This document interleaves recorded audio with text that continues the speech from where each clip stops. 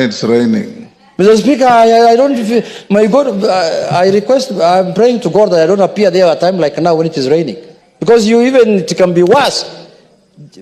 You don't, Mr. Speaker, Kenyans must know, and I'm telling those Kenyans who gave their strong views on the Adani issues, Mr. Speaker, now to give views now on how they want us to transform the airport, Mr. Speaker.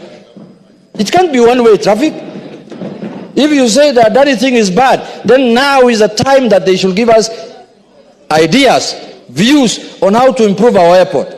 That is the first place visitors interact with this country, Mr. Speaker. You land at the airport. You don't know whether you have landed at Kisumu bus park or you have landed at the national airport.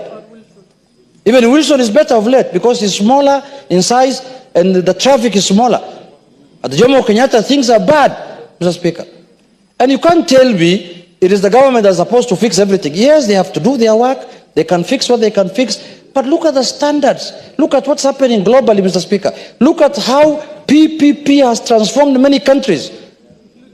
Go to this place, Turkey, Mr. Speaker. There's a complete new airport bigger than Migori town, where I come from. Bigger than Migori city.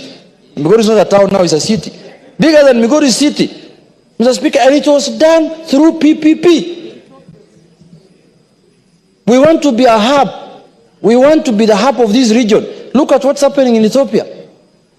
Look at what's happening. And then our mind is fixated with issues that we think are them against us. Who is doing this? Who is doing that? I may not vote for Adani myself. But what I want to say on the floor of this house is that for those of us who are against Adani, let us now give alternative views. Let us now give you alternative ways that we can improve our airport, Mr. Speaker. We can't just be saying, oh, Adani was bad, without giving any alternative, Mr. Speaker. Mr. Speaker, I want to give you a very good example. If today we did not have this expressway, because this expressway also came through PPP, how shall we be accessing our airport today from this point? Today you can take less than 10 minutes to go to the airport. If this expressway was not there, how will you reach the airport? Mr. Speaker, these are hard questions we must ask ourselves. We cannot do politics at the expense of killing the country. Expressway is a good example of a PPP. It might have been done expensively. The cost might have been high, but it is serving the purpose that it was meant for. Many Kenyans today, everybody today who can afford to pay asks you, how can I access the expressway, from which point? When you are coming from Southern Bypass, you want to access the expressway. When you are coming from Thika Superhighway, you want to access the expressway. Why? Because it has made life easy. That is what PPP does, Mr. Speaker. It makes lives better. But I hope now, and I pray, Majority Leader, that in the subsequent decision that is to be made on this issue, transparency will be done. We need to get the next person, the next company that is going to do the PPPs. We want Kenyans to be on board. We want Kenyans to be carried on board, Mr. Speaker, through transparency and accountability. Mr. Speaker, my second issue that I took note in the speech, Mr. Speaker, is about Chief and Shah.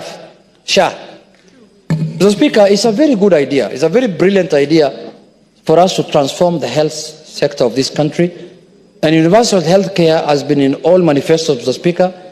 It's a constitutional, right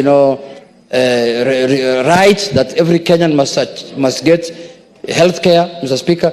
But, Mr. Speaker, the idea and the laws we have passed here are very good. That's underpin the universal health care, Mr. Speaker. Mr. Speaker, but the way it has been rolled out, I believe is not in the right way, because many Kenyans are not aware of the transfer from NHIF to SHA, Mr. Speaker. Mr. Speaker, even when IEBC is conducting mass registration of voters, there's a lot of campaign in the media, there's a lot of campaign in the print media, in the radios, Mr. Speaker, asking people, umejiandikisha je? This one, nobody hears anything about it. We need to do a serious campaign so that Kenyans can know that there is a new program called SHA that is taking over the NHIF program, Mr. Speaker.